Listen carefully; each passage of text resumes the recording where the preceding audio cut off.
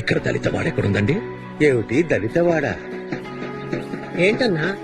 బ్రాహ్మణుని ఎదిరించడానికి వచ్చాడనుకున్నాం గాని ఈయన పద్ధతి చూస్తుంటే శూద్రులు దళితులు ఒక్కటిగా ఉండాలని చెప్పేలా ఉన్నాడే. అవునయ్యా, అందరూ ఒకటిగానే ఉండాలి. మీరిద్దరు మాత్రమే కాదు, మాల, మాదిగ, గౌడ్లు, యాదవులు, పద్మశాలీలు, పెరికిలు, ముదిరాజులు అందరూ ఒకటిగానే ఉండాలి. శాస్త్రంలో మనందరినీ శూద్రులు అని రాశారు. శూద్రులైనా పర్వాలేదు, అస్పృశ్యుల కంటే పైన ఉండాలనుకుంటున్నారు చూడండి, అది మూర్ఖత్వం అంటే. పదండి.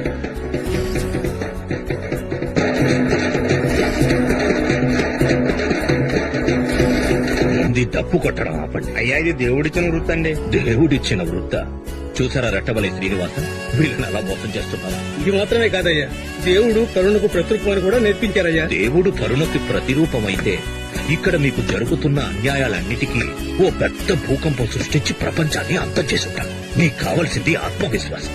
మీరెవ్వరికీ తక్కువ కాదు.